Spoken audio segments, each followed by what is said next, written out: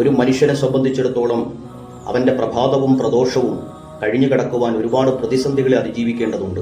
ഓരോ ദിവസവും നീറുന്ന നൂറ് പ്രശ്നങ്ങൾക്കിടയിലാണ് വിശ്വാസി ജീവിച്ചുകൊണ്ടിരിക്കുന്നത്.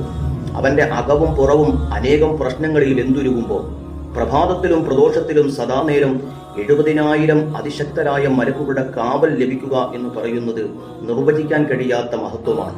ഹബീബായ നബി സല്ലല്ലാഹു അലൈഹി വസല്ലമ തങ്ങൾ പറയുന്നു, ഒരു വിശ്വാസി സുബഹി നമസ്കാരത്തിനു ശേഷം പ്രഭാതത്തിൽ 3 ആയത്തുകൾ ഓതുമ്പോൾ പ്രദോഷം വരെ അവനെ 70,000 മലക്കുകൾ കാവൽ നൽകുന്നു.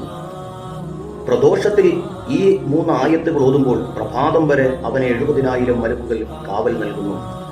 ഹബീബായ നബി സല്ലല്ലാഹു അലൈഹി വസല്ലമ തങ്ങൾ പറയുന്നു, മൻ ഖറഅ സലാസ ആയാത്തിൻ മിൻ ആഖിരി സൂറത്തുൽ ഹശ്ർ, സൂറത്തുൽ ഹശ്റിന്റെ അവസാനത്തെ 3 ആയത്തുകൾ, ലൗ അൻസൽനാ ഹാദൽ ഖുർആന അലാ ജബലിൻ ലറഅയ്തഹു ഖാശിഅൻ മുതസദ്ദിഅൻ മിൻ ഖശിയത്തില്ലാഹ് എന്ന് തുടങ്ങുന്ന 3 ആയത്തുകൾ അവൻ ഓതുകയാണെങ്കിൽ വക്കലല്ലാഹു ബിഹി 70,000 മലക്കിൻ, 70,000 മലക്കുകൾ അവനെ പരിപൂർണമായും സംരക്ഷിക്കുന്നതാണ്. 70,000 മലക്കുകൾ അവനു വേണ്ടി പ്രദോഷം വരെ കാവൽ നൽകുകയും അവന്റെ എല്ലാ കാര്യങ്ങളും ഏറ്റെടുക്കുകയും ചെയ്യും.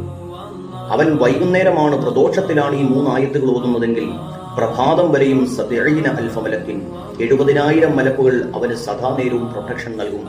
വഇൻ മാത ഫീ ദാലിക്കൽ യൗമി മാത ഷഹീദ, ആ ആയത്തോതുന്ന ഏതു നേരമാണോ പ്രഭാതത്തിലോതിയവൻ പ്രദോഷമാകുന്നതിന് മുമ്പോ പ്രദോഷത്തിലോതുന്നവൻ പ്രഭാതത്തിലാകുന്നതിന് മുമ്പോ മരണപ്പെടുകയാണെങ്കിൽ മാത ഷഹീദ, മരണത്തിൽ ഏറ്റവും അമൂല്യവും അത്ഭുതകരവും പ്രതിഫലാർഹവുമാകുന്ന രക്തസാക്ഷിയുടെ മരണം അള്ളാഹു അവന് സമ്മാനിക്കും.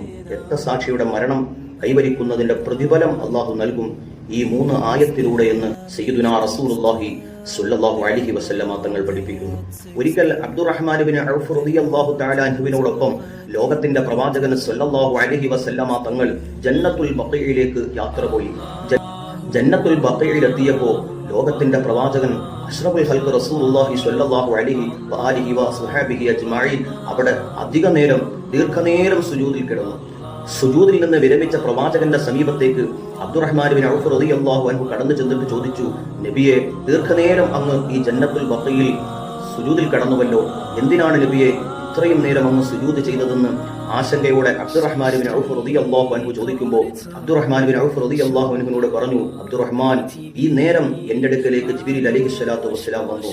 ജിബ്രീൽ അലൈഹിസ്സലാം കടന്നു വന്നിട്ട് എന്നോട് പറഞ്ഞു, യാ റസൂലല്ലാഹ്, അങ്ങയ്ക്കൊരു സന്തോഷ വാർത്ത അറിയിക്കുവാനാണ് ഞാൻ വന്നത്. നബിയെ, അങ്ങയുടെ മേൽ ഒരാൾ ഒരു സ്വലാത്ത് ചൊല്ലിയാൽ ലാ യുസല്ലി അലൈക അഹദുൻ